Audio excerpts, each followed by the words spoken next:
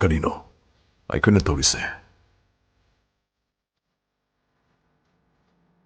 Ayukta hugulaani, chinsengani, maitarani, irusulubok kangusingna, irusulurani. Sumdawis aiko'y hek hingimkay, adum tawlayradawni. Adubu, siguma tawdabadi yadrabo, adubu tawba matamda aiko'y budiloksing, aiko'y kok karimta putuktana, iray-layna tawba yaba makalagi tabaksin simasi aiko'y ayambana, tawda bit laytaba, boring chuba tabaksin yahaina, longnagali, longnay. School kaway, natraga office chatpagi, natraga isagi nutigi chattaba yadaba tabaktu chatpagi, gari tongbadusu. Boring chupam school do office tu natraga tabak maphamdu madu yawnabagi thawina tongini haibasi, masi aiko'y wakhalda laybana, gari tongbadusu bit laytana dum tongani. Gari thawriba singsu masagi achinba athengba emergency amata laytragasu laybagi mongda, gari se kanna thawba hainare, hainabi ama oire.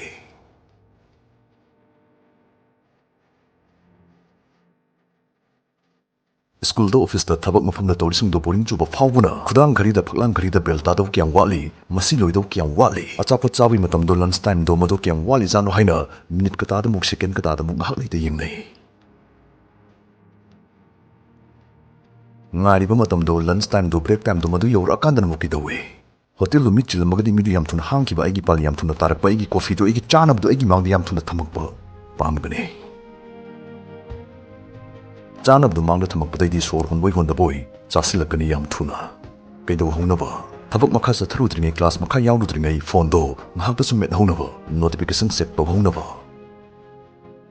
break loi badai classroom da office room da muk phammag leramani aduga minute kata second kata nainabagi thabak do madu muk makha chathara ani handakti half tharak to break pirak to leitrabni na ngasai ke half time lunch time ngaram do dakti kari muk ngaira ani suti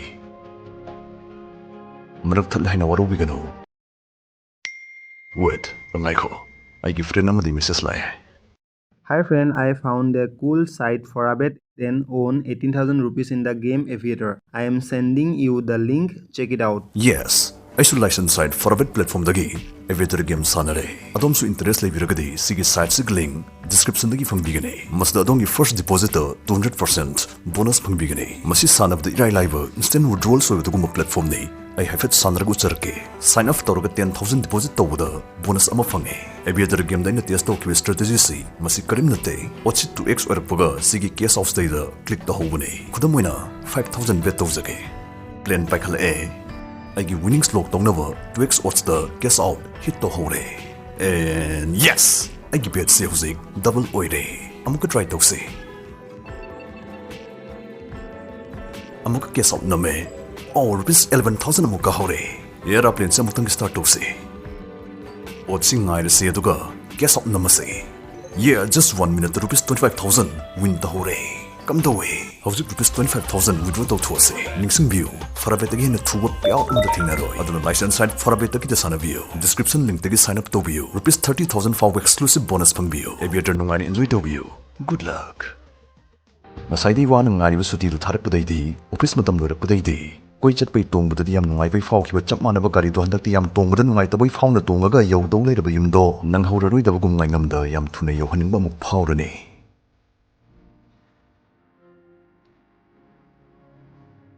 tangkraba hujiki mitkup si mathangi mitkup ngai boina hingba mathangi mitkup tuna thangnariba mathangi atopa mitkup tu ngai boina hingingai khwai maru oriba hujik haiba mitkup sidi kanamtana mapung mari phane hingnaraktre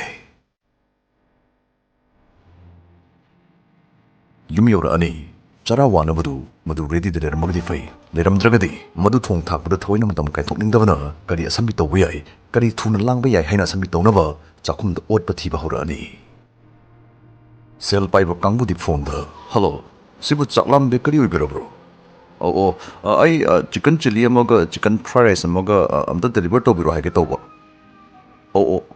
thank you ai location hoi phani thajara ge Kaidana sumaina thongjil faw thilalaktuini shortcut thirakpada Chara wanba loibadai phone ga phamung ga changmina khibra natraga isai sana pamba karino makhallaga tawna khrani Luri di sida moina nungai bani khallaga masana khallaga tawriba singa sisu mastagi moina phangyiba nungai ba sisu yokshinba makhalgi manungai de amata natri Masi kari maramdagi aina hariba nungai ba dudi Videosi gi lorakpada bhab tabirakane Numidam tara ani adai de khuyemu tummani ꯄ꯭ꯔꯤꯊꯤꯕꯤ ꯍꯣꯏꯁꯨ ꯅꯨꯃꯤꯠꯀꯤ ꯑꯀꯣꯏꯕꯗ ꯎꯡꯉꯒ ꯆꯠꯂꯤꯕꯅꯤꯅ ꯅꯣꯡ ꯑꯃꯨꯛ ꯉꯥꯜꯂꯛꯑꯅꯤ ꯑꯗꯩꯗꯤ ꯀꯔꯤ ꯑꯃꯨꯛ ꯇꯧꯔꯦ ꯏꯁꯥ ꯏꯁꯥꯅꯁꯨ ꯚꯥꯞ ꯇꯥꯕꯤꯔꯝꯃꯅꯤ ꯈꯜꯂꯤ ꯚꯤꯗꯤꯑꯣꯁꯤꯒꯤ ꯍꯧꯔꯛꯄ ꯁꯔꯨꯛꯇ ꯄꯟꯖꯈꯤꯕ ꯑꯩꯈꯣꯏꯒꯤ ꯕꯨꯙꯤ ꯂꯧꯁꯤꯡ ꯏꯁꯤ ꯁꯤꯖꯤꯟꯅꯗꯅ ꯏꯔꯥꯏ ꯂꯥꯏꯅ ꯇꯧꯕ ꯌꯥꯕ ꯊꯕꯛꯁꯤꯡꯗꯨꯒꯤ ꯁ꯭ꯇ꯭ꯔꯤꯡꯗꯣ ꯑꯃꯨꯛ ꯆꯞ ꯃꯥꯟꯅꯅ ꯃꯔꯤ ꯆꯠꯊꯕ ꯍꯧꯔꯛꯑꯅꯤ ꯍꯤꯡꯂꯤ ꯑꯩꯈꯣꯏ ꯑꯌꯥꯝꯕꯅ ꯃꯊꯪꯒꯤ ꯃꯤꯠꯀꯨꯞ ꯉꯥꯏꯕ ꯑꯣꯏꯅ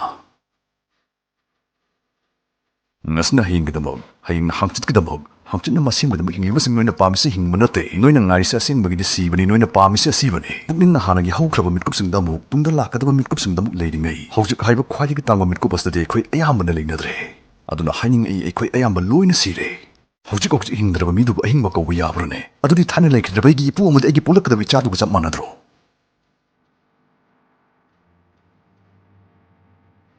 ꯍꯧꯖꯤꯛ ꯍꯥꯏꯕ ꯃꯤꯠꯀꯨꯞꯁꯤꯗ ꯍꯤꯡꯅꯕ ꯕꯣꯔꯤꯡ ꯆꯨꯕ ꯃꯈꯜꯒꯤ ꯄꯨꯟꯁꯤ ꯃꯍꯤꯡ ꯑꯗꯨꯗꯒꯤ ꯅꯥꯊꯩꯅꯕ ꯑꯀꯛꯅꯕ ꯊꯕꯛ ꯈꯔ ꯈꯛ ꯇꯧꯅꯕꯒꯤ ꯁꯦꯝꯈꯤꯕ ꯔꯣꯕꯣꯠꯁꯤꯡꯗ ꯄꯥꯡꯈꯛ ꯑꯣꯏꯗꯅꯕ ꯃꯊꯪꯒꯤ ꯃꯤꯠꯀꯨꯞ ꯉꯥꯏꯅꯕꯒꯤ ꯑꯣꯏꯅ ꯍꯤꯡꯗꯅꯕ ꯑꯩꯈꯣꯏ ꯀꯔꯤ ꯇꯧꯒꯅꯤ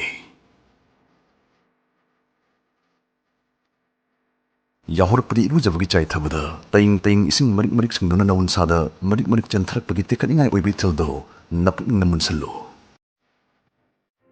ꯏꯔꯨꯖꯕ ꯂꯣꯏꯔꯒ ꯐꯤ ꯁꯦꯠꯄ ꯑꯗꯨꯁꯨ ꯍꯥꯟꯅ ꯎꯕ ꯑꯃ ꯍꯥꯟꯅ ꯍꯦꯛꯇ ꯊꯤꯡꯖꯤꯟꯗꯕꯤ ꯅꯁꯥꯒꯤ ꯑꯣꯏꯕ ꯁ꯭ꯇꯥꯏꯜ ꯑꯃꯗ ꯌꯥꯝ ꯃꯄꯣꯛ ꯇꯥꯅ ꯁꯦꯠꯆꯕꯒꯤ ꯌꯥꯝ ꯁ꯭ꯇꯥꯏꯂꯤꯁ ꯑꯣꯏꯕ ꯕꯤꯠ ꯑꯗꯨꯁꯨ ꯂꯧꯕꯤꯌꯨ ꯒꯥꯔꯤ ꯇꯣꯡꯕ ꯃꯇꯝꯗꯁꯨ ꯉꯥꯏꯍꯥꯛ ꯎꯏꯍꯧꯔꯒ ꯅꯁꯥ ꯑꯝꯕꯣꯟ ꯆꯨꯍꯟꯖꯕꯒꯤ ꯃꯍꯨꯠ ꯊꯣꯡꯅꯥꯎꯗ ꯌꯦꯡꯊꯣꯛꯄꯤꯌꯨ ꯎꯔꯛꯄ ꯑꯀꯣꯏꯕꯒꯤ ꯃꯍꯧꯁꯥꯒꯤ ꯅꯃꯨꯅꯥ ꯃꯆꯥ ꯃꯆꯥꯁꯤꯡ ꯑꯗꯨꯗ ꯅꯄꯨꯛꯅꯤꯡꯅ ꯇꯧꯕꯤꯌꯨ ꯈꯟꯕ ꯌꯥꯏ ꯃꯣꯏꯁꯤ ꯀꯗꯥꯏꯗꯒꯤ ꯂꯥꯛꯄꯅꯣ ꯀꯗꯥꯏꯗ ꯑꯃꯨꯛ ꯆꯠꯈꯤꯒꯅꯤ ꯅꯄꯨꯛꯅꯤꯡꯗꯨ ꯈꯪꯅꯤꯡꯕꯒꯤ ꯂꯥꯡꯇꯛꯅꯕꯒꯤ ꯋꯥꯍꯪꯁꯤꯡꯅ ꯃꯍꯨꯝ ꯁꯥꯍꯜꯂꯨ ꯀꯩꯅꯣꯝꯃ ꯆꯤꯛꯄ ꯆꯥꯕ ꯁꯥꯏꯕ ꯃꯇꯝꯗ ꯕꯤ ꯒ꯭ꯔꯦꯠꯐꯨꯜ ꯋꯥꯈꯜ ꯏꯔꯦꯟꯖꯅ ꯈꯟꯊꯕ ꯉꯝꯗꯕ ꯉꯥꯅꯨ ꯌꯦꯟ ꯁꯟꯒꯨꯝ ꯆꯥꯒꯅꯨ ꯆꯥꯎꯊꯣꯛꯆꯧ ꯀꯔꯤ ꯈꯜꯂꯒ ꯑꯩꯈꯣꯏꯅ ꯍꯤꯡꯕꯗ ꯆꯪꯕ ꯃꯆꯤꯁꯤꯡ ꯑꯩꯈꯣꯏꯒꯤ ꯒ꯭ꯔꯍꯁꯤꯗ ꯁꯨꯅ ꯐꯪꯏꯀꯣ ꯈꯟꯅ ꯊꯕꯛ ꯑꯃ ꯇꯧꯕ ꯃꯇꯝꯗꯁꯨ ꯑꯩꯈꯣꯏꯗ ꯑꯇꯣꯞꯄ ꯑꯇꯩ ꯖꯤꯕꯁꯤꯡꯒ ꯃꯥꯟꯅꯗꯕ ꯑꯊꯣꯏꯕ ꯑꯗꯨꯒꯨꯝꯕ ꯋꯥꯈꯜ ꯈꯟꯊꯕ ꯉꯝꯕꯒꯤ ꯁꯛꯇꯤ ꯑꯃ ꯍꯥꯞꯄꯤꯔꯛꯏ ꯃꯁꯤꯅ ꯑꯩ ꯁꯤꯒꯤ ꯊꯕꯛꯁꯤ ꯇꯧꯕ ꯉꯝꯍꯜꯂꯤꯕꯅꯤꯀꯣ ꯈꯟꯅ ꯑꯦꯄ꯭ꯔꯤꯁꯤꯌꯦꯠ ꯇꯧꯕ ꯌꯥꯏ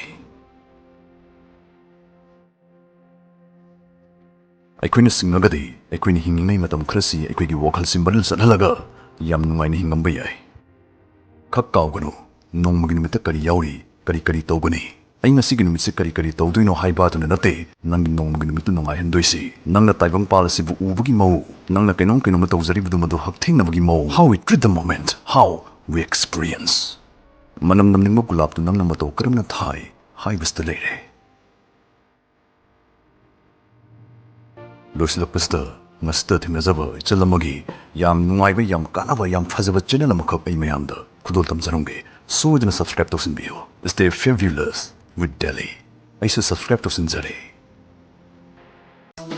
But your wealth, my light you spend. Try a lot, but guess there now.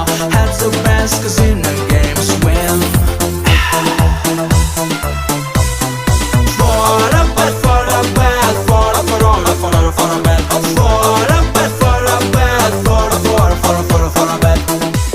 For a bet.